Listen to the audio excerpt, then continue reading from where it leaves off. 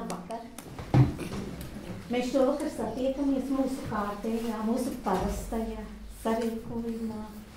Un lai gan mūsu viesi šovakar ir, man liekas, ļoti neparastas personības.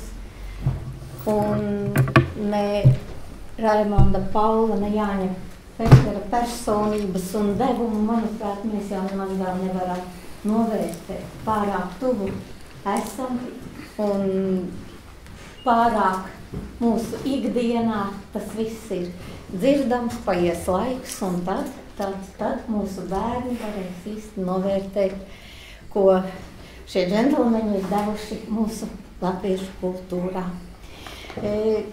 Lūk, šī grāmata no Ojāra Vācieša bibliotekas, 82. gads, Jānis Peters par Raimondu Paulu un ne tikai. Un man liekas, ka, lai gan laiks ir pagājis, man šķiet, ka nekas īpaši labāks un vērtīgāks par šo tēmu nav.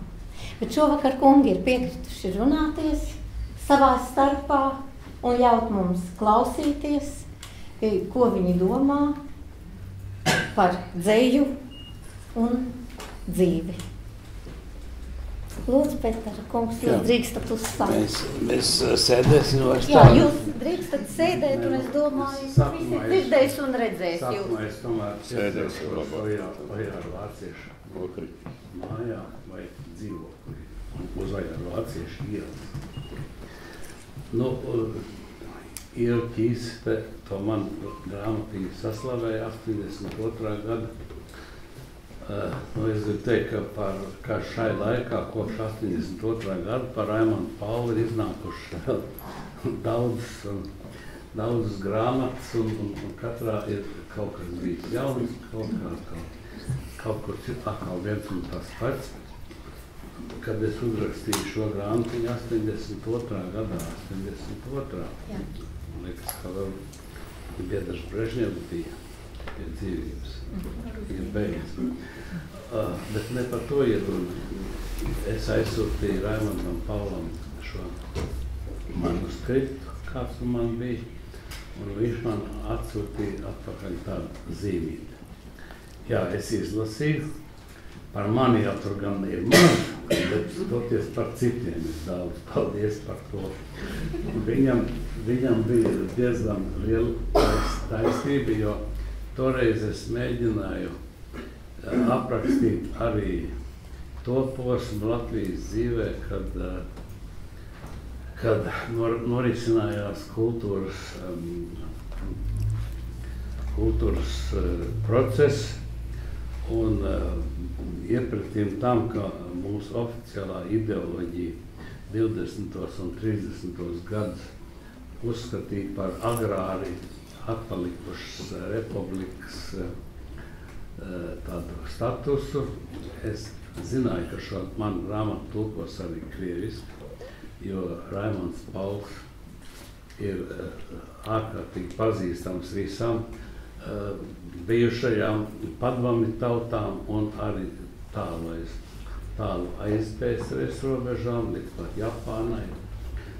Bet es gribēju pastāstīt arī citiem, arī latviešiem, ka kaut kas vēl te bija pirms Raimonda Paula, un tas man tā, es neteikšu, ka tas man izdevās visaptveroši, bet kaut kas man tur arī izdevās pieminēt Latvijas laika mūzikas dzīvi un pat pieminēt, ka Šaļāpins ir dzirdājis Rīgas operā un vienreiz pat Liepājas operā.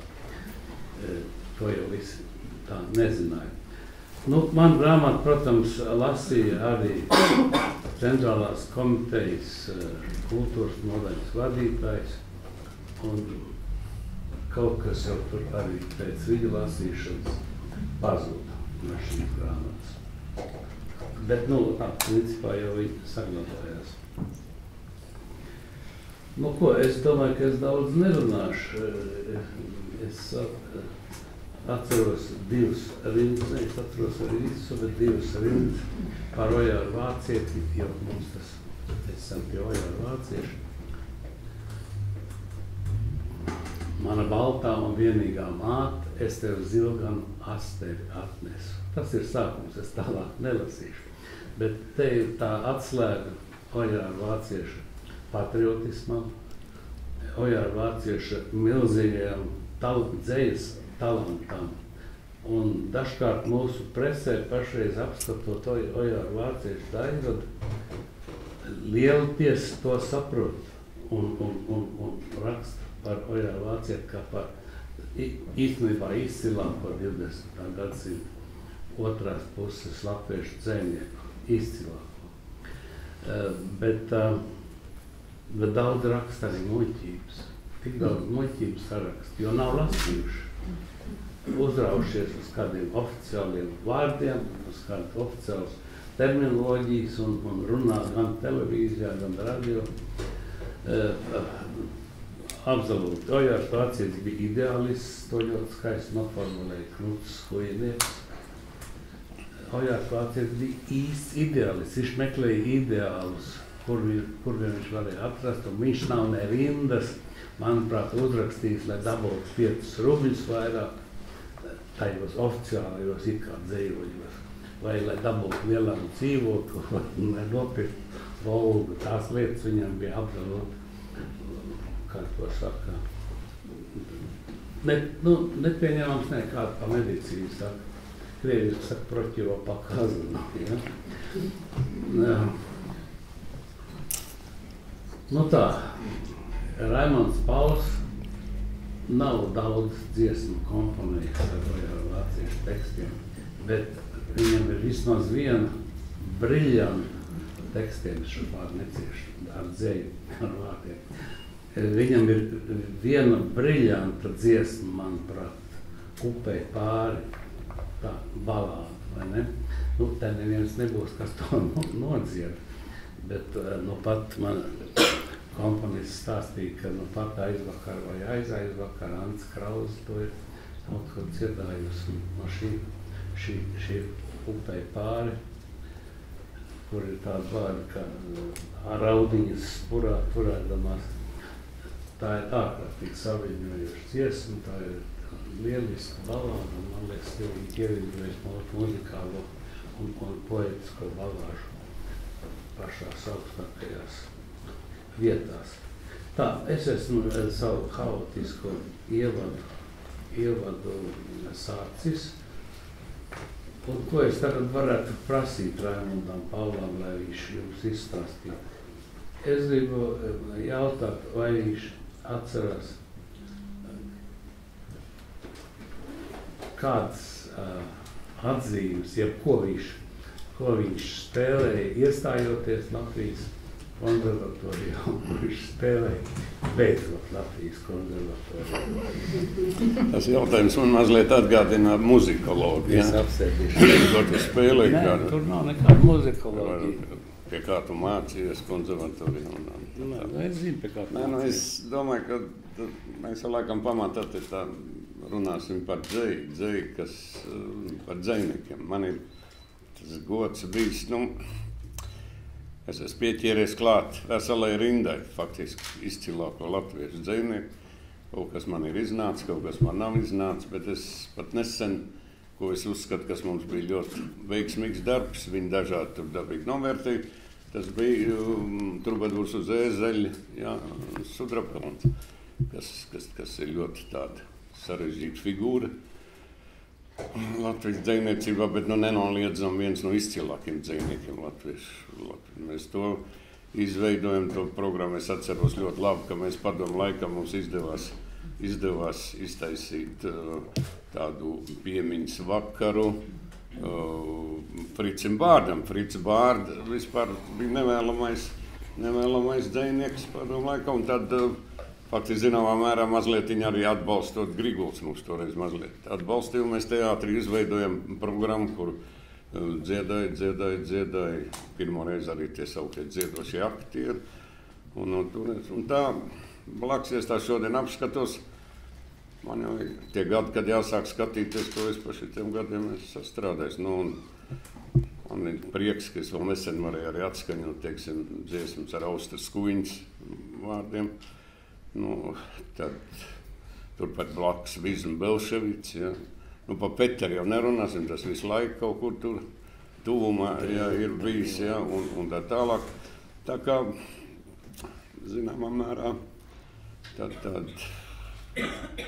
arī tādi dzejnieki man ir bijuši, ka varbūt pat dzejnieki nevar nosaukt kā Adolfu Malunānu, bet arī pašā laikā šie pantiņi tika spēlēt teātra izrādēs, pie tām ar lieliem panākumiem, teiksim, tāpat brauksim lēnāk pa tiltu, un tas bija it kā tādi naivi dzejoliši, bet cilvēkiem ir ļoti patīk izrādēs. Vai arī blaumaņu dzejoliši dažādi, ja, īsti pamācība mīlēšanā. Tam visam ir Jāni, jau mums tā sadarbība ir, teiksim, teātri bijusi, man liekas, viens no veiksmīgākiem tādiem mūsu darbiem bija Šerloks Holms savā laikā. Kam mūzika, es jau neatceros vēl, kam Māskeri. Jā, Māskeri. Es domāju, viens no tiem labākiem. Paldies Dievam, vēl daži šīs dziesmas šodien vēl dzied, un šī izrāde kaut kādā veidā mums toreiz izdevās. Tā kā, tas laikam bija pirmais tāds nopietnais mūzikls visā tajā faktiski opereta, zināmā mērā, jā, šis opereta žanrs, kas savā laikā pārdzīvoja krīzi, tagad viņi mēģina restaurēt kaut kādā veidā, nezinu, kā tas izdosies, bet vispār šīs muzikālās izrādes jau ir ļoti populārs cilvēkos, ja, teiksim, pašs Nacionālā teātra izrādes vai Dailes teātra, kur savā laikā, teiksim, izrāda, kā īsti pamācība mīlēšana, 300 izrādes. Tas ir milzīgs skaitlis, par ko šodien vispār var sapņot. Ja? 50 izrādes jau šodien ir norma, zināmā mērā. Ja? Tā. Es mēģināju arī restaurēt mazliet savu draudzību ar padomu laiku bohēmu, izcilu mūsu gleznotāju, arī Leo Koklu, pie kā mēs savā laikā savus labākos gadus pavadījām tādi atsevišķi tēmi, ja. Kāda bija, bet bohēma tā bija. Cik mums bija, tik mēs visi nodzēram. Bet tas tā, tas bija pavisam kaut kas cits. Ja, bet tā ko es varēju, to es esmu mēģinājis apspēlēt. Un man ir prieks arī tas, ka man laimējās sadarboties ar dažiem ļoti izciliem krievu dzejniekiem, piemēram, Vozņesens. Tā ir izcila, un arī Jevtušenko. Nesen viens no mūsu dziedātājiem arī ļoti labi to Intars Busuls izpildīja konkursā, kurā viņš kļuva par viens no līderiem. Tagad, un tā tālāk. Dabīgi šodien tāda attieksme, teiksim, pret to pusi ir diezgan tāda. Tas saudabīgi, ja, bet, es domāju, ka mūsu kultūrai mums tās saites ir bijuši ar izciliem krievu dzejniekiem, māksliniekiem. Es pavisam nesen vēl skatījos lielisku Eifmaņu baleti. Vienkārši tā ir pasaules klase, ja, un prieks ir paskatīties, kā dejo cilvēki, kādā līmenī ir balets. Bet, tas tā. Tā kā es arī brīvi tādu improvizēju par dažādām tēmām. Man ir prieks bijis arī tas, ka mums izdevās savā laikā izdevās tomēr pievērst uzmanību tai latviešu dziesmai kaut kādā veidā. Jo neaizmirstiet to, ka pirms kara tā bija principā vācu šlāgeru mūzika, kas arī daudz no mūsu tautā populāriem melodiem, tās ir vācu melodijas. Ja? Nekas slikts jau tur nav tik pierakstīts savā laikā latviešu vārdu, tāpat pie Dzintara jūras vai kaut kas tam līdzīgi, tās ir vācu melodijas. Ja? Un mēs faktiski pionieri zināmā mērā bijām tur, 50, 60 gados. Parādījās, es nedrīkst viņu nepieminēt, dzejnieku Alfredu Krūklu. Jā, viņu arī pret viņu pat Peters tur izturējās, viņi skaitījās te jaunā paudze, ka tie pantiņi esot pārāk vienkārši un tā tālāk, bet Alfreds Krūkls ir vienu otru no tiem dziesmu vārdiem, viņi iegāja tautā un tāpat Baltijas jūra vai teica, kur zeme tā, un tā tālāk veseli rinda tādas dziesmiņas, kas ar vienkāršiem vārdiem iekaroja diezgan lielu tādu klausītāju auditoriju. Jā. Toreiz tie, kas bija jaunāki, tie lecās ar vecajiem. Tā ir, līdzīgi arī tagad, jo tagad tie jauni ar neviens jau vairs tā neatzīst, kas tur ir rakstīts. Tas būs mūžīgi, bet kā lecās? Tas nekas jauns nav. Lecās jau tikai tā, vārdiski. Bet komponists tā ļoti veikli aizgāja no tiem saviem pirmajiem eksāmeniem. Es jau negribu, lai viņš pārskaita, bet es gribēju dabūt, lai jūs zināt, lai jūs visi arī zinātu, bet jūs varbūt arī to zināt, ka viņš gan iestāja, gan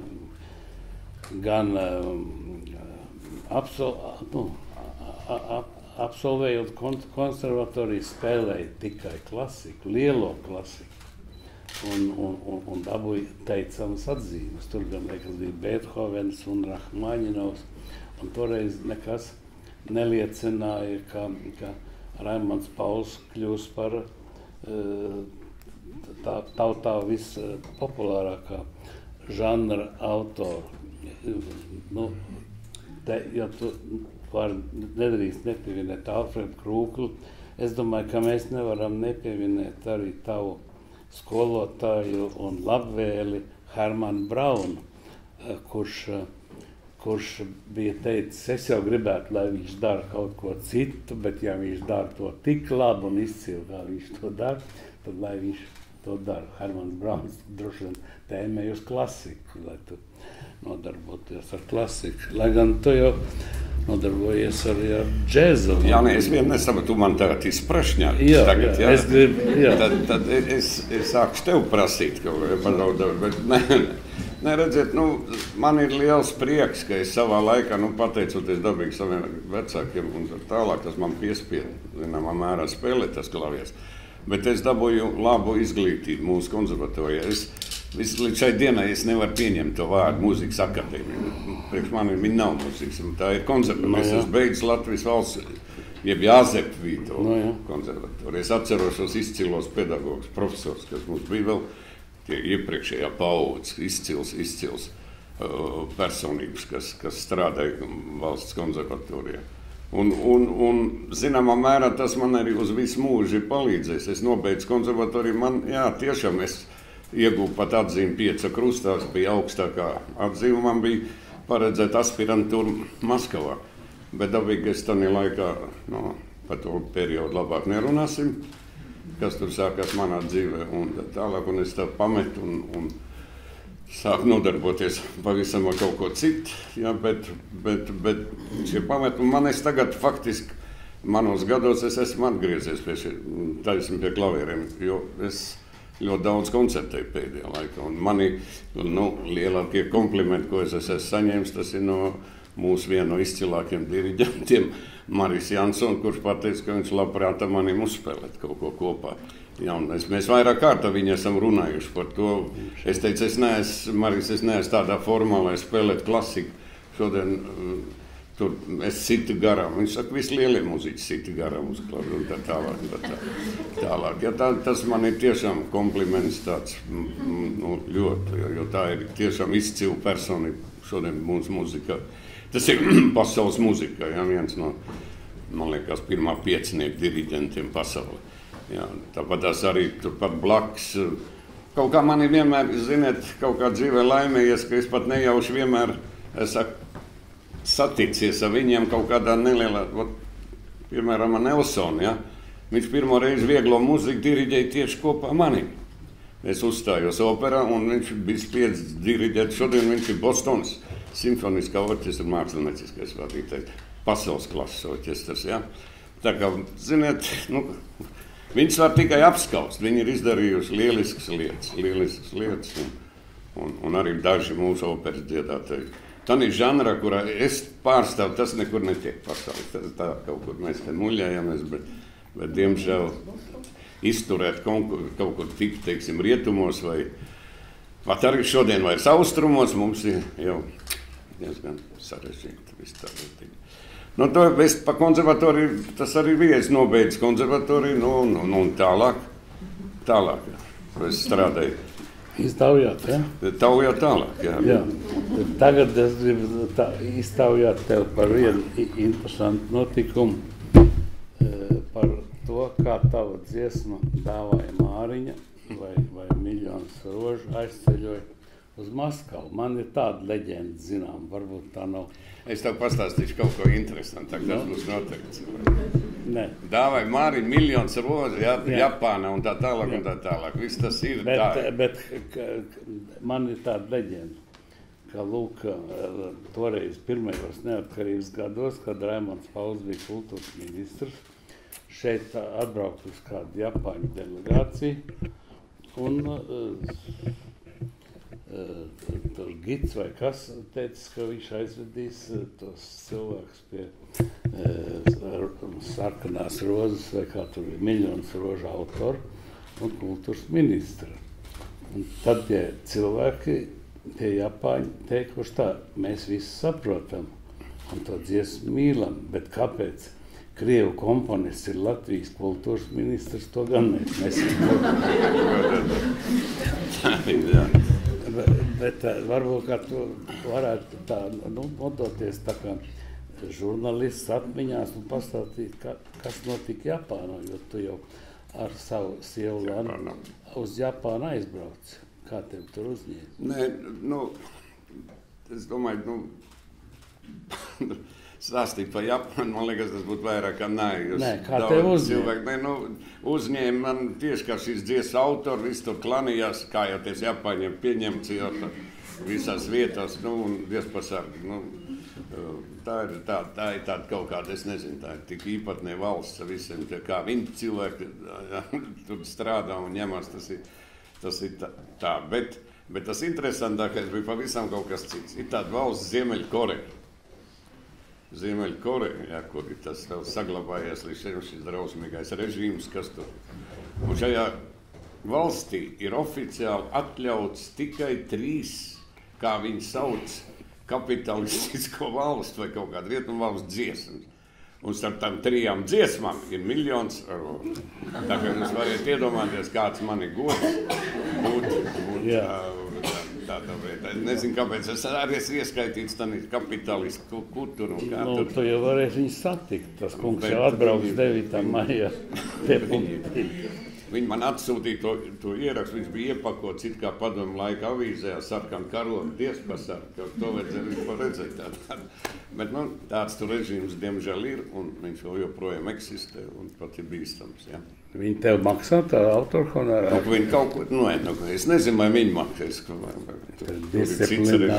Disciplinēra valsts, jā. Jā, es negribu būt muzikologs un nespēju būt, un tomēr man gribas uzsvērt vienu abrīnojumu lietu, ka Raimonda Paula mūzika, dziesmas ir tuvas gan latviešiem, gan krieviem, gan ukraiņiem, gan mentāli pilnīgi citu tautību cilvēkiem, kā kazahiem, armēņiem, gruzīniem. Tas nozīmē, ka tu esi uzminējis visdažādāko tautību jūtu. Bet ir tur tikai Jāni viena liela īpatnība, jo saprot, ka viņi tomēr rāda pilnīgi jaundzēju. Es esmu toreiz par to Māriņu izstāstīju saturu, lieliski vārdu, tur ir tā dziesmiņa latviešu valodā, ja? Bet viņu, teiksim, krievu mentalitāti, tas pats Vozņesenskis iztaisīja no tās dziesmas tā, kas ir gājis ar to nosaukumu Miljonu Alliha rožu, vai ne, un tā tālāk. Un daudz lietas, ko mēs viņiem cenšamies, ja, teiksim, izstāstīt kaut kādā veidā, tā laikam tā mentalitāte tur ir pavisam savādāk. Un tad dzēja pilnīgi, viņi netaisa tulkojumu. Jā, notis ir vienas un tās pašas, ja? Tā pašā laikā, ja Leona Brieža dzējols Dāvāja Māriņa meitenei mūžiņu, man viņš skan tāds, gandrīz kā tautas dziesma. Un Miljonu Alliha rožu, kaut arī to tulkoja mūsu draugs.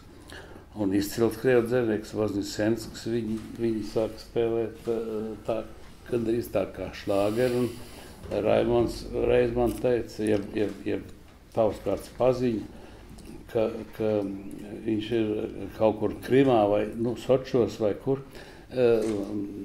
Viņam apnicis viss tās Alliha Rozu, viņš gribēs aizbēgt no tās sanatorijas, ja tas bija tu pats. Ja tu jau pa sanatorijām nebrauc. Precīzāk bija tās, viņam bija viesnīca numurs. Jā, viņš tur gulēja, bet numurs bija blakus restorānā. Un te negāja visu runu par miljonu sāliku runu, gāja to dziesmu Listie žoltī. Listie žoltī. Pēc tam, ka viņš bija klausījies 49 reizes sienas, pa ko katru tani krobu visu laikam maksāja. Tā taču ir mana dziesma. Viņš teiks, pēc 50. es biju gatavs tev nosist. Jo zini, kā ir sienas, tur dragā, ja tur. Man laikam saudzēdams tas cilvēks stāstīja par Alliha Rozu. Labi, tas tā notiek. Jā, bet to cilvēku jūtas tiek atslēgtas. Viens latvietis atslēdz, Japāņu jūtas un korejieši, pēc tam vēl ziemeļkorejieši. Un nemaz nerunājot par bijušo. Citā cerēt bija tas gadījums par tām pašām lapām dzeltenām, ka es piedāvāju Norai Bungarē viņu nodziedāt, viņš šitādi gabaliņu nedziedās. Es nezinu. Lai gan vēlāk tas viss pagriezās pavisam savādāk. Pēc pirmā izpildījuma uzreiz kaut kā publika pavisam. Mēs sākam pārāk izanalizēt, saprotiet, izveidojot, teiksim, mums ir jārada it kā savukārt tā populārā mūzika. Mēs nekad nezinām, kādi ir rezultāti.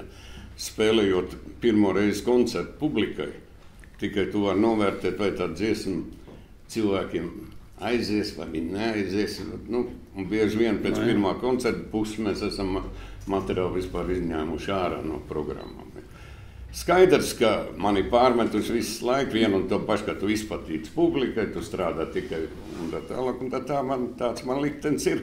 Bet tādā pašā laikā, ja mums bija tas pats orķestrs un 25 cilvēks, kurus vajadzēja uzturēt un kuriem vajadzēja pilnas zāles.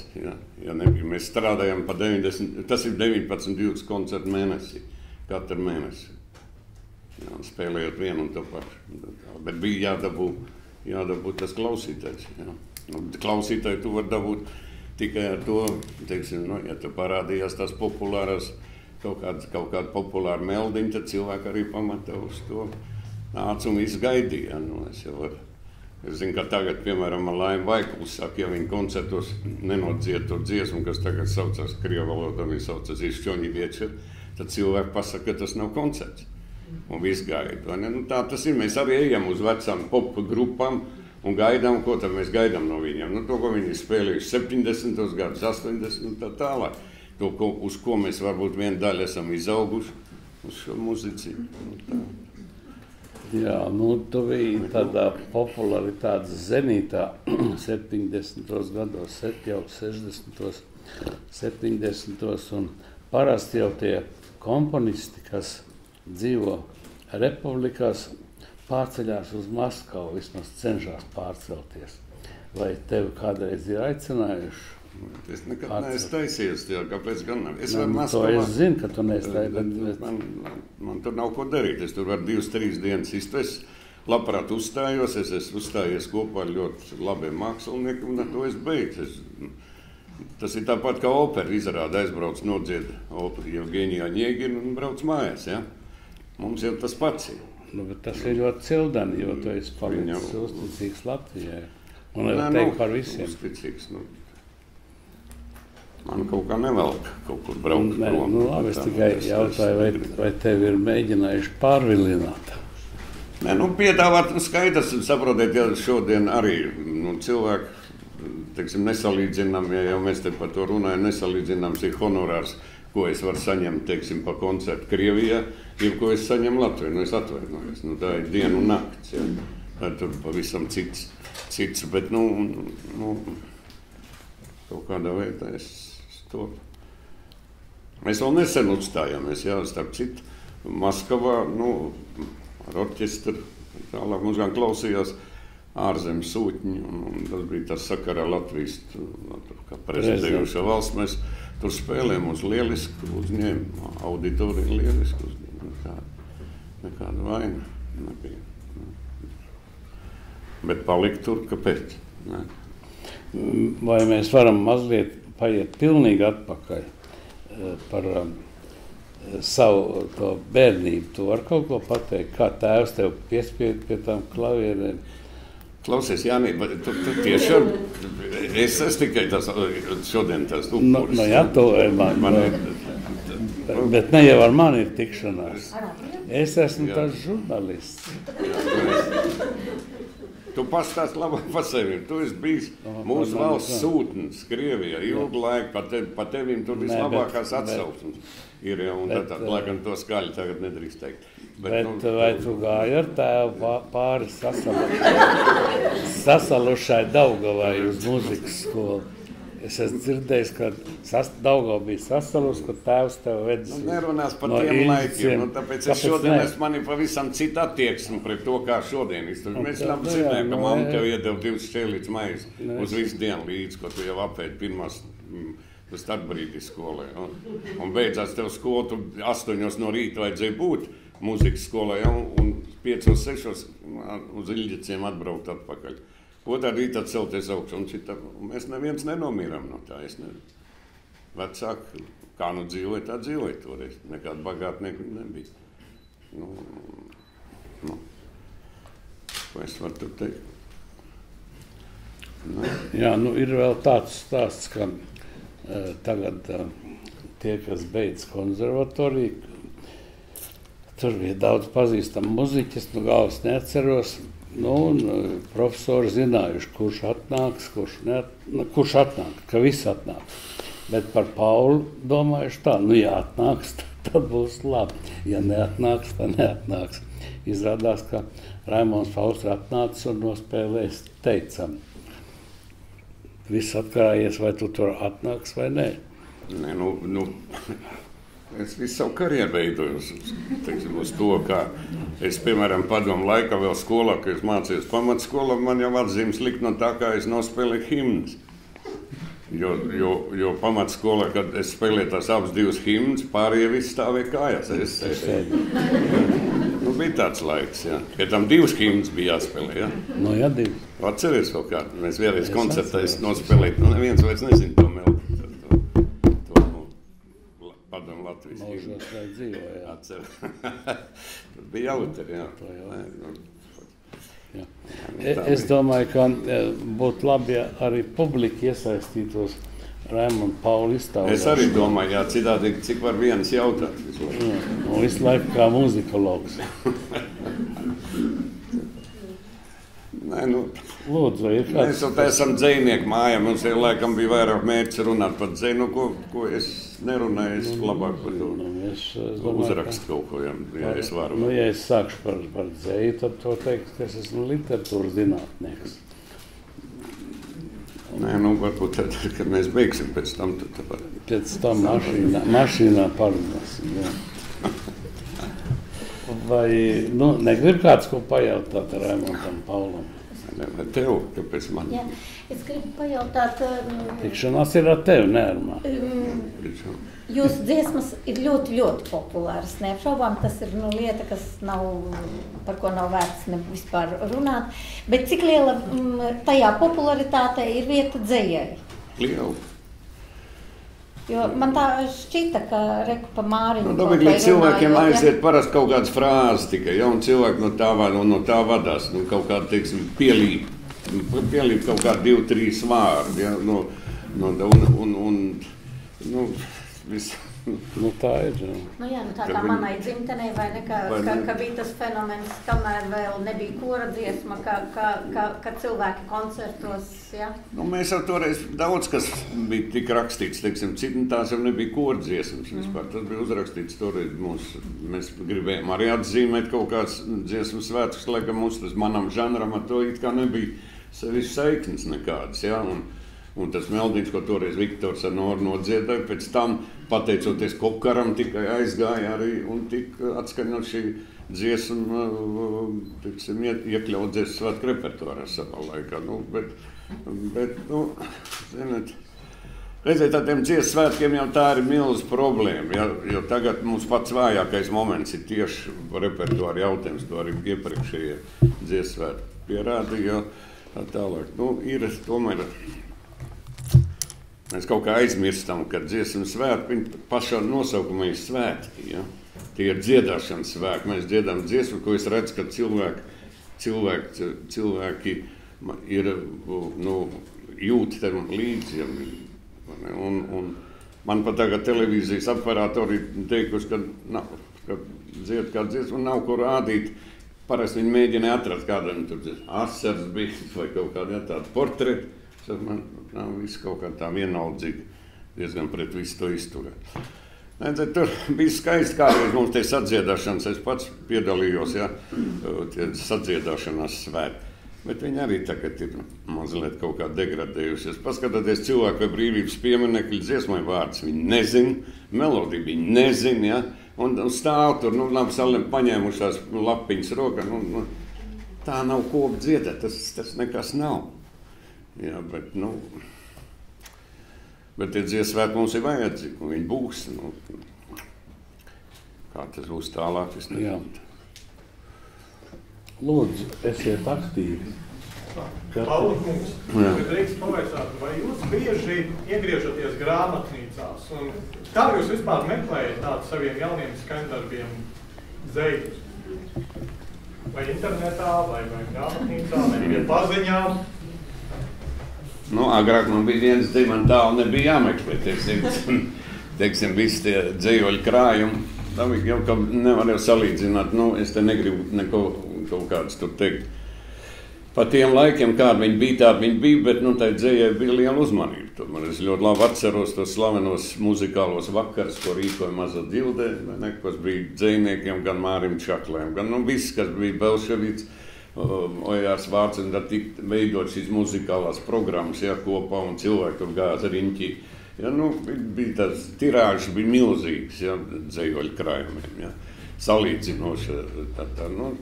Šodien tā situācija ir izmainīta. Kā es pats, es nezinu, piemēram, es pavisam nejauši kaut kur izlasīju, ka izdot Austrijas Kuiņas dzējoļu. Es momentāli aizgāju arī uz grāmatnīcu pats viņu nopirkt, lai gan mēs pēc tam arī izveidojam krājumu, kurā es tos meldīņus, ko es rakstīju, pieliku klāt pie dzējoļu grāmatas. Viņi tādi ir, ja. Nerunājot jau arī pa pēdējo par Sudraba kalnu, ja. Tālāk. Tā kā tas viss, pats pašam par to jāinteresējas, kas notiek, ja. Vairāk jau tuvāk jau dabīgi tā sauktā klasiskā dzēja, ja, tas romantismu laiks, kas bija Porups, teiksim, Frits Bārda. Ļoti skaisti Aspāzijas, teiksim, man jau līdz šai dienai, es esmu priecīgs, ka man izdevās uzrakstīt, pavisam tādu, maziņu, īsiņu melodiju, bet tā ir tā Circenīša Ziemassvētku dziesma, kas tika izmantot arī gan filmā un tā tālāk, bet tur ir skaisti, tas ir skaisti dzējums, ļoti skaisti. Tagad jau lielākā daļa cilvēku, kurus aptaujā, vai jūs zināt kaut ko, jūs zināt Aspāzijas zeju, jā, ko? Circenītes, viss. Tas tā bija, viņi dziedāja pat pa daudz, vai ne visādās aranžējumi, kā tur gan nav kurš tur mēģinājis to dziesmiņu tā, bet, mēs arī saviem mazbērniem dziedājam. Vai ne, mēs, teiksim, mums starp citu ļoti veiksmīgi iznāca, negaidīgi veiksmīgi iznāca man tā sadarbošanās ar to Muktu Pāvelu, teiksim, tad pat Ziemassvētku programmā, kur pēkšņi viņš ar savu tādu, īpatnējo balsi, viņš jau nekāds lielais dziedātais nav, bet radīja ļoti tādu simpatisku, tādus kaut kādu, mēs pat 15 koncertus nospēlējām pēc kārta, es gandrīz tur dabūju kaut kādu nelaimi. Jā. Man ir jautājums saistībā gan ar Circenīšu, gan pārējiem. Pirmais, es gribu teikt paldies par to, ka jūs esat un ir tik daudz dziesmu, un ir pilni 43 gadi. Un es esmu no bērnības klausījusies gan rādio, gan mammai un tētim bija plates ar jūsu dziesmām, un viņas nevarēja nopirkt, jo bija jāstāv garā rindā. Man tas asociējas ar tādu romantiku un lauku balītēs, lielā lauku sētā. Arī, protams, spēlēju un dziedāju jūsu dziesmas. Un ir jautājums, par cik es esmu šobrīd 3 bērnu mammīte, un viņiem ļoti patīk klausīties jūsu bērnu dziesmas, vai tuvākā plānā ir atkal kaut kas jauns no bērnu dziesmām? Redziet, tiem bērniem mēs ilgus gadus tādā pašā padomu laikā to, ko mēs izdarījām ar to mazo ansambli, to, kad visi tie dzeguzēni, ja, toreiz vēl Gunārs Kalniņš un viss tā tālāk, viņi ieguva fantastisku popularitāti. Ja. Toreiz nodziedot šitie maziņi, kad nodziedāja, ja, tas bija kaut kas tā, nu, tiem bērniem viņi ir laiks šeit dienai, bet starp citu, man daudz, sevišķi Krievi prasīs, nu kā tev ir ar to kukušku, vai viņi vēl dzied? Es saku, mīļais cilvēki, viņi jau ir precējušies un jau viņiem bērni ir pa kādiem, ko tu man te prasi, vai viņi vēl dzied, ja?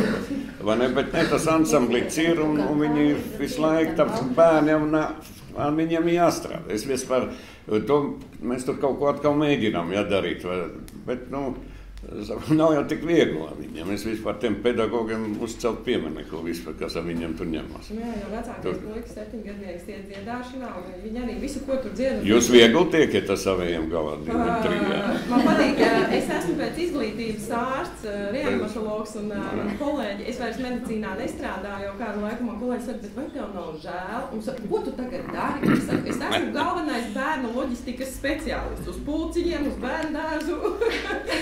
Tā ir mana pamatnodarbošanās. Es nezinu, man jāsaka, ka man ir pasaulē labākais vīrs, un līdz ar to mēs to dalām uz 2. Un par cik vīrs pats muzicē un spēlē gan klavieres, gan ģitāru, tad bērni pa brīdi viņi YouTube kaut ko, lieliem ir laba dzirde, un viņš noklausās un dzied uzreiz pats, un tad viņš YouTube atrod. Un viņš diezgan bieži uzliek jūsu klipus un pats sāk dungot līdzi un skatās. Un, tāpēc man ir liels prieks, ka, nu, teiksim, var jūs dzirdēt dzīvējā un redzēt, bet vai es tieku viegli galā, es nesūdzos. Man ir labi, jo man šķiet, ka tas ir tik forši, ka ir tie mazie cilvēki. Un es vīram teicu, ja es varētu vēl, un vīrs apmaksātu, tad noteikti vēl būtu mazi bebīši. Nu, es nezinu, man ir ļoti laba sadarbība bijusi ar Dzintariņu un tā tālāk, es taisnu vēl šodien ar Olgu Freibergs, viņas vadītāju. Ja, nu, jūs runājat par 3 jau, bet ja jums ir viņas 100 tur, tad aiziet. Tā nav. Es zinu, ka dziedāšanas skolotāji. Jā. Bet dziedāšanas skolotāji, viņi dzied bērnu attīstības centrā Sarkandaugā Laimīt, un tad ir dziedāšanas skolotāja Ilzē Tārto, lai viņai gods un slava un laba veselība. Viņa strādā sākot no 3 gadiem, un ar lielākiem, es tiešām visu Bet jūs zināt, kas vislielākā nelaime, ko es tagad teikšu, tad drusciņi varbūt. Es uzmanīgi klausos. Kautāties, pat šitanīs bērnu ansambļu, visas tanīs pasākumus, ka vislielākā nelaime ir viņa vecāki. Un tieši. Pavisam vienkārši. Kāpēc mans Pēterīts nav pirmā rindā? Ja? Tālāk, kāpēc jau tur vārds pavār? Viss tas tiek, jau vecāki jau nāk un tev regulē, kas tev jādod. Nepavēlties toreiz sēdēju blakus Freibergai un viņi man Dzintariņām koncerts, kas ir kolosāls ansambls, ja viņi teica, pirmā rindā ir Ulmaņa mazmeita, tad ir tālāk nosauc Straumas mazmeita un tā tālāk viņam bija salikusi viss tā, kā nākas. Mēs tieši tāpēc nu, bet tā dzīve ir. Bērniem ir dotu, mēs speciāli nevedām ne uz vienu slavenu ansambli, kaut gan tas ir reāli iespējams, jo mēs tā kā, es ļoti dzirdēju jūsu teikumu par to, kā jūs augāt, un sagāju lielos ragos ar bērndārs grupiņas audzinātāju, kas intensīvi vāc fonda naudu, un es saku, priekš kam? Mums ir jāpērk rotaļlietas, un es viņai teicu, ap kā izauga tie bērni, kas bija izsūtījumā un kuriem nebija nevienas rotaļlietas. Vai tad viņi nav izauguši par superīgiem cilvēkiem, un tad viņi uz mani skatījās tādām acīm, un es kļuvu par lielu ienaidnieci. Tas, ko jūs teicāt, mūsu bērni šķiet ir pārāk izlaisti. Tas ir mans viedoklis. Tā ir tēma, mēs te varam, ziniet, ļoti ilgi. Un vecāku ambīcijas, jā, viņas, es tikko lasīju labu teikumu, ka mammas ir vislielākie kavēkļi bērnu attīstībā, jo mammas vienmēr bērnus reglamentē. Nu jā. Bet varbūt citiem ir vēl kaut kādas tēmas, par ko gribās runāt. Bērnu tēma tā ir ļoti aktuāla, un tad mums jāpieķerās ir vispār skolas jautājumam, un tā tālāk tur var iepīties. Labāk paturēsimies tālāk šodien no tā, jo tur ir ļoti sarežģīti. Tā pirmkārt disciplīnas jautājums. Es personīgi uzskatu, ka visam pamatā ir disciplīna.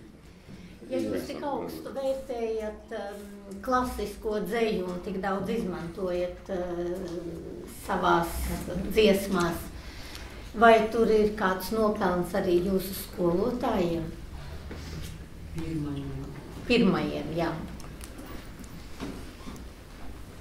Nu, redziet, kaut kādā veidā... Vai arī vecākiem varbūt? Es man redzētu, man mamma laikam tikai 2 klases beigusi. Viņa bija lauka, viņa būtībā visvienkāršākais lauka cilvēks, kāds vien varēja būt. Bet tādā pašā laikā viņa dievināja teātri. Ja?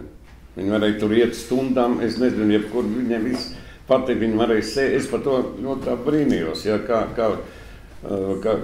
No kurienes radās tāda. Ja? Un arī viņa zināmā mērā man daudz arī manai māsai palīdzēja, kas ir laba tekstilu māksliniece, ja, un strādājāt pie ilgas gadus pie tiem gobelēniem un visam, lai viņai tā dzīve tur ir. Tas jau kaut cits jautājums. Mums jau kaut kā ieaudzināja, tomēr arī tādā laikā kaut kā, man liekas, ka tā literatūrai pievērsās daudz, bija cenzūra, jo es jau esmu padomu laika produkts, ja. Cenzūru un viss kaut kas tur bija, ja? Bet paskatoties, es pat šodien vēl tā pa virs atceros, es varu noskaitīt Majakovsku dzīvu. Lai gan es domāju, priekš kā man viņš vispār, Majakovsku. Bet vēl no tiem mums viss lika to iemācīties, ja? Mums bija Lāčplēkšu fragmenti jāiemāca, mums bija jāzina dabīgi, kas ir Ains un kas ir tā tālāk. Man liekas, ka tas šodien kaut kā viņš ir kaut kur. Pačākstējos visu tā lietu. Man tāds sajūta ir, varbūt es kļūdos. Ja mēs pieskārāmies dzejai. Vakar, mīļie. Jūs redzat, ka cilvēki jūs ļoti mīl un zāle ir pilna. Un, Raimond, tur, kur jūs ejat, tur cilvēki nāk jums vienmēr pakaļ. Vai jūs negribat atcerēties dažas epizodes, kā jūs ievedāt pieaugušos cilvēkus Lemj teātrī kādreiz, jo viņi tiešām par jūsu mūziku dzīvo? Es saku par, es nezinu, ko es esmu ievedis, ko man, bet, jā, tas pats Leļu teātris, pirmie darbi, gan Herzberg, gan Būrovs, gan viss, kas, ziniet, kas man visvairāk rīt uz nerviem, ka es aizēju tagad uz Leļu teātri, un iznāk ārā 2 lielu cilvēku aizpildu visu skatu, un es tas Leļīts neredzu, nav. Leļtejā, vispār agrāk viss tas kaifs tur bija, ka viņi tas Leļīts vadīja, tagad tas tā nav. Bet, toreiz tur bija izcils personības, ja. Man ir bijis tas gods ne tikai viņiem sadarboties, es esmu gan ar Jaunušām, gan gan Augškāps, un es tur varu saukt, 10 režisors, man ir bijis lieliski, bet, tā ir mūsu jaunība, kā, bija daudz kas labs. Mēs te pieskārāmies, Raimonds gribēja, lai mēs runājam par dzeju, un pieskārāmies 3 dzejniekiem. Ojārs Vācietis pats par sevi. Es jau teicu, ka par Ojāru Vācieti paši raksta dažādas arī muļķības, tie, kas nav lasījuši. Otrs ir Sudrabkalns, kuru pateicoties Raimondam Paulam, mēs dabījām parādīt viņa 20. un 30. gadu dzeju, viņa dzīvi. Un īstenībā 20. un 30. gados viņš bija tas īstais latviešu dzejnieks, ap kuru visi pulcējās. Arī Čaks, Čakam ir cits spēks, bet Sudrabkalns bija tas, kas latviešu dzeju tuvināja rietumu dzejai. Tāds īsts, varbūt, ka viņš nav tik daudz lasīts, jo viņš pārāk smalks dzejnieks.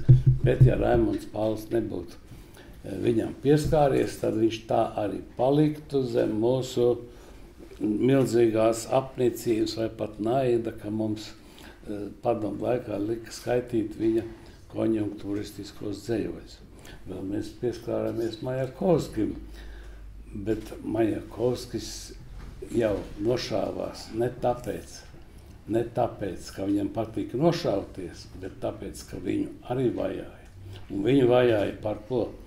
Gan par to poēmu Vladimirs Iļičs Ļeņins, gan par padomu pasi. Tagad jaunie krievu literatūras zinātnieki, kuri ir beiguši Oksfordas un Kembridžas universitātes, roka tādus dziļumus ārā un no tādas puses parāda mūsu īstos, ne tikai mūsu, bet arī krievu lielos dzejniekus pilnīgi jaunā gaismā. Tajā režīma gaismā vai režīma tumsā, ja tumsā ielaižot staru. Labi, tas tā. Es gribēju vēl man tāds atmiņas ir, es jau esmu nostalģisks cilvēks. Par Paulu runājot, es domāju, kam Pauls pieskarās, tas uzzieda. Es negribu to aiztaisīt ausis. Ja viens jauns cilvēks sāk dziedāt ar Paulu, tad viņš kļūst populārs. Ja viens autors tiek komponēts, tad viņš kļūst populārs. Labā nozīmē, ne tikai populārs, populārs jau var būt viss kaut kas, bet Paulam ir kaut kāda tāda brīnumvara. Man Krievijā prasa... Vēl kaut ko tādu pasarunāja, glagbi skant. Es pateikšu kaut ko vēl. Jūs pierakstiet. Lai jums būtu ko mazliet... Mēs ierakstām. Lai ko būtu ko brīnīties. Es 8 gadus pavadīju Maskavā, un man bija daudz runu par Paulu. Pauls arī brauca pie mums. Mēs nodibinājām tur Maskavā skolu, latviešu bērniņiem, latviešu, puslatviešu, bet vienalga. Dievs svētī Latviju, viņi nodzirdāt proti, ja viņi ir krievi. Pauls atsūtīja klavierus, uzdāvināja. Un tad man ir daži krievu cilvēki pavisam nopietni jautājuši tā, vai tad Raimondam Paulam ir kāda dziesma arī latviešu valodā? Ak, viņš raksta arī latviski. Tie cilvēki domā, ka viņš pirmkārt ir krievu komponists. Un tā daudz, tāpat kā tie Japāņi. Tad man bija jāstāsta, ka viņš galvenokārt ir latviešu komponists. Tātad viņš ir aptvērs tāds milzīgs. Un tu paši galveno neesi visu laiku pateicis, vai man titulu kāds man ir? Jā, profesors. Ai, ko? Tu esi profesors? Ko tu? Es jau gribētu to sākt. Par ko tu runā? To tu nezini. Kurš runā? Es esmu PSRS tautas mākslinieks. Jā, to mēs zinām. Tu zini? Jā, bet tu Un kas man parakstīja to dokumentu, tu zini? Čerņenko. Čerņenko nomir tūlītās. Jā. Bet ar tām lietām arī ir ārkārtīgi interesanti, jo toreiz es atceros, ka latviešu cilvēki, liela sabiedrības daļa, turēja īkšķus, lai Raimondam Paulam piešķirtu to PSRS tautas mākslinieku. Jo varbūt, ka netik daudz svarīgi bija tā politiskā nozīme, cik tā, ka viņš tiek aizsargāts. Kad man piešķīra Latvijas PSR nopelniem bagāto, tad Ausma Kantāna teica, Jānīt, tu neuztraucies, tas ir priekš muļķiem, lai viņi tev neko nevar izdarīt. Tas tā. Jā. Tad, kad mēs bijām ar Raimondu Paulu PSRS tautas deputāti tajos kongresos slavenajos, kurā mēs tur izdarījām, ne jau mēs divi, bet visu tā Latvijas delegācija, izņemot dažus interfrontieši, izdarīja daudz arī Latvijas neatkarības labā. Ne tikai Latvijas, Lietuvas, Igaunijas, mēs bijām kopā visi, mums bija parlamentārā grupa. Tad cilvēki no Kirgīzijas, no tāliem austrumiem, no Tadžikijas, tur bija 2015 deputāti, milzīgajā Kremļa kongresa zālē, nāca un jautāja, vai tas tiešām, ka jūsu delegācijā ir arī Raimonds Pauls, viņi bija dzirdējuši. Es teicu, jā, mēs par samaksu varam jums arī parādīt. Nu jā. Skaisti tas vispār. Tas viss ir skaisti, jā, bet tagad, lai runā skatītāji, klausītāji, vai kas jūs skaitaties, dalībnieki. Tā ir tāda brīva, faktiski man personīgi tas vienmēr vislabāk patīk. Es cenšos uz skatu ar kādreiz tur mēģināt kaut ko pateikt, kādreiz man iznāk, kādreiz es nošauju galīgi kaut ko, bet kaut kāds vieglums, kaut kāda ironija, pa kaut ko pasmaidīt. Mēs pārāk drūmi. Mums visu laiku ir arī tas lūgas, ko mēs tagad iestudējam, nav vien drūmāks palikt. Nevar saprast vairs trakās mājas un kas tur gan nav. Minoritātes un viss tas ir pirmā plāksne. Aizēj no to teātra mājas vairs nevar saprast. Un kādi ir jūsu klausītāji? Jums, jūsu koncertos mēs esam tik ilgi jau kopš gandrīz vai Mežrozītes laikiem, jau kad tās rindas stāvēja pēc koncertu. Klausītāji, man es to vārdu ziniet, no kā es vados, kāda man ir. Ja man pienāk tāda jauna meitenīte un prasa autogrāfu, ja? Un tas sako teksts tāds, ja? Lūdzu, iedodiet man autogrāfu priekš manas vecmāmiņas. Te viņš ir. Kādu laiku atpakaļ priekš mammas bija. Jā, bet tagad jau priekš vecmāmiņas. Tātad, redziet, es ļoti labi saprotu tos cilvēkus, kas bieži vien ir nākuši uz skatu, viņi ir saglabājuši vēl to pirmo platīti, kas tur man tur iznāca kādreiz 70. gados. Jā, un tie cilvēki zināmā mērā uz tām dziesmiņām, ja, uz to visu arī viņi ir izrunāti, to viņi atcerās no tiem laikiem, kas bija. Bet tā jau ir pauze, kas ir manos gados, jau mēs jau vairs neesam nekādi jaunieši. Bet kā bija ar to meiteni, kurai nebija blociņa? Jā. Nē, man uzstādīja tādu vienreiz jautājumu, kāda atšķirās, teiksim, jaunatne, kāda ir šodien un kāda bija. Es nezinu, kāpēc es pateicu, ka jā, es atceros, tad pašā dziesmu svētkā laikā 70. gados, ka pie maniem es tur piedalījos, jau pie maniem pienāca klāt un meitenī un ap blociņu rokā, un jūs nevarat savu autogrāfu. Labi, es pārakādu viņai. Paldies, jā. Tagad, pavisam nesen, kādu gadu vai cik tur vairāk atpakaļ, pienāk meiteni, autogrāfu jūs varat. Saku, labprāt, es saku, kur blociņu? Ko? Parauga kraka uz vēderu. Ja plaumasters rodas, es arī uz vēderu uzrakstīju savu vārdu.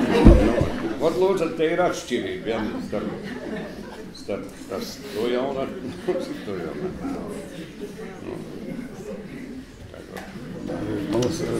Mēs kļūstam ar vien jautrāk, priecīgāk. Mēs aizgājam no nopietnās dzejas, jau aizgājam kaut kur jau, bet tas ir labi, no vienas puses vismaz. Kaut kādu cilvēku pasmaid. Būtu ko iedzert, tad iedzert. Ne? Lūdzu. Kāds patīkams kurjos, ko Paulkungs jūs gribētu pastāstīt? Tas jau bija pa vēderu. Krievu valodu jūs pārzināt mazliet? Tad klausāties uzmanīgi. Es stāvēju pie Svetoforu. Man bija jāiet uz Nacionālo teātri, es gāju pie Svetoforu. Gaidīju, ka iedegsies zaļais, priekš man viens ierēbis Krievs pienāca klāt un teica, tī Pauls. Es teicu, niet. Viņš saka, blin, pahoši.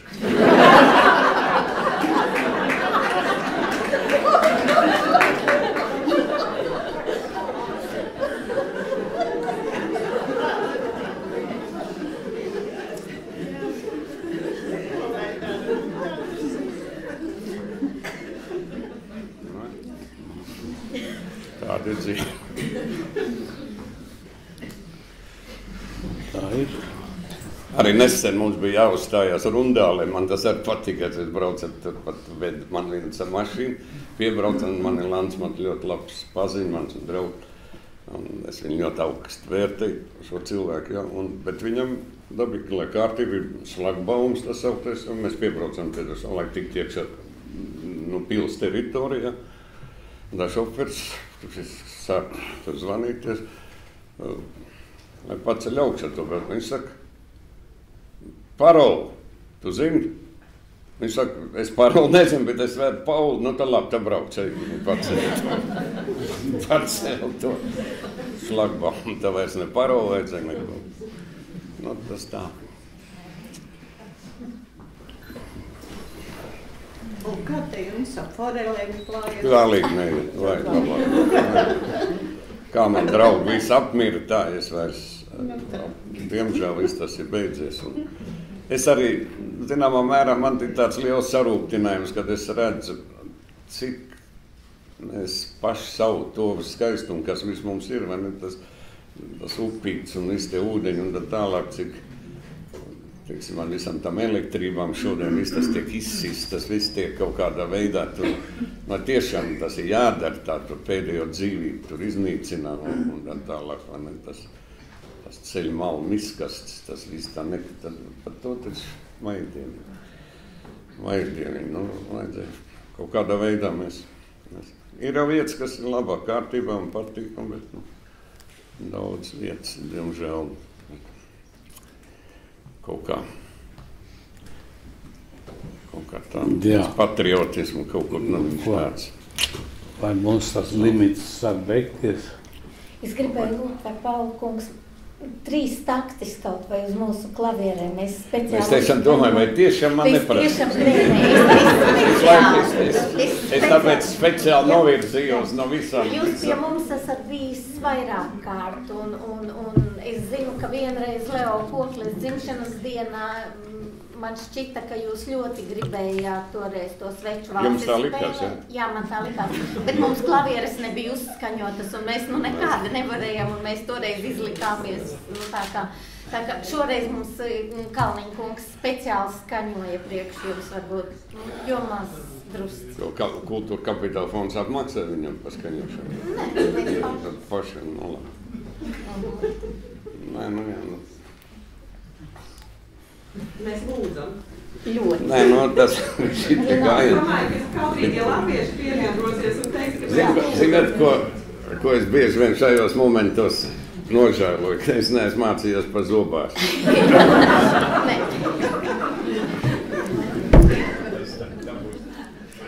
Ko tad jūs darat? Tās jūsu klavieres, ja? Mēs muzejam nopirkām no Pīta Andersona, kad mums te zālē vajadzēja. Roka karai. Jā.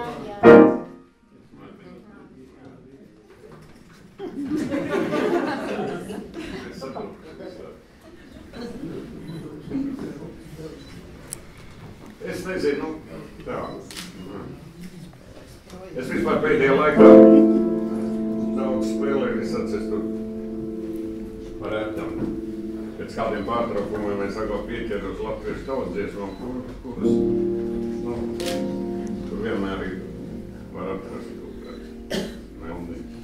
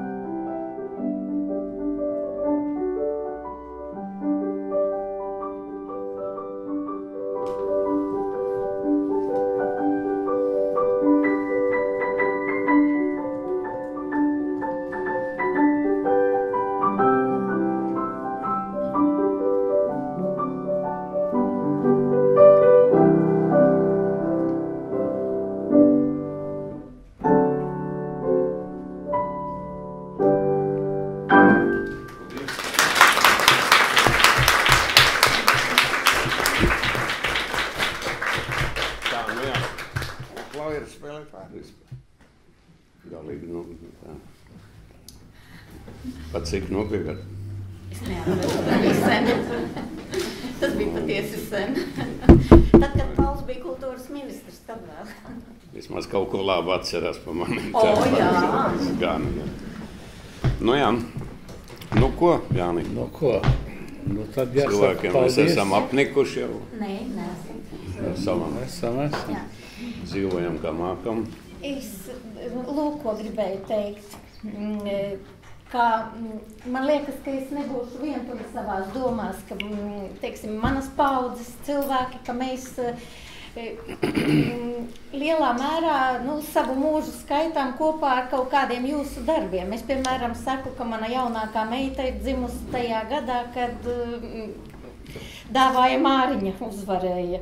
Un, daudz ir tādi zīmīgi brīži, kurus mēs atceramies tieši kopā ar jūsu mūziku. Un tas, ka jūs te par klausītājiem, es gribēju arī vienu gadījumu, kas saistās ar jums un klausītājiem atcerēties. 30 gadus atpakaļ jūs man atļāvāt, kad strādāju Raiņa literatūras mākslas vēstures muzejā Rīgas pilī, ap jūsu 50. dzimšanas dienu taisīt tādu izstādi par dzejniekiem, kuru dzeju jūs izmantojat. Un tā izstāde tāda ļoti jauka un populāra bija. Un jūs teicāt, ka jūs uz izstādes atklāšanu nenāksit, bet mēs te visu saskaņojām, kas būs koncertā, ja Kukula dziedās un Lapčenoks un viss tur tā bija. Un mazā telpā raugi nevajadzēs apskaņošanu un dziedātāji atnāk un saka, kā bez apskaņošanas, viņiem tas taču būs tik grūti un jāsaka vienkārši niķojās un nenāk pie publikas un jau tas laiks, kad pasākumam jāsākās un Raimonds Pauls bija teicis, ka viņš vispār nebūs, bet tomēr tā garām ejot bija ieskarējis vēja kā tērpies paskatīties, kas tad tur notiek.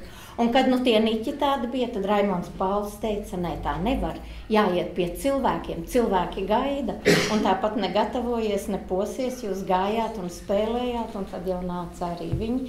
Tā ka man liekas, ka man tāds iespējas ir radies, ka tas klausītājs ir tomēr tādā diezgan augstā vietā jūsu. Jāni pierakst. Jā, es to zinu. Noderēs grāmatai. Jā. Es to zinu. Noderēs grāmatai. Tas jau šodien bija novērojams. Jau no paša rīta Raimonds Pauls zvana un saka, mums jāiet šovakar. Saka, iesim. Bet tu ņem to taksi ātrāk, lai mēs tur iekšēji garīgā barība. Paldies.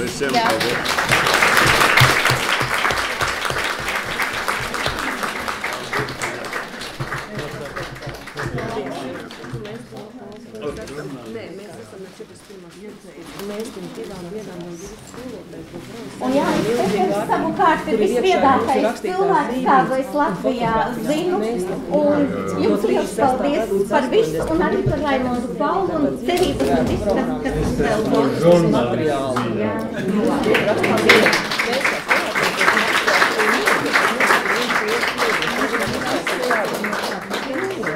Tad jau viss, vai mēs drīkstam izmantot jūsu mūziku.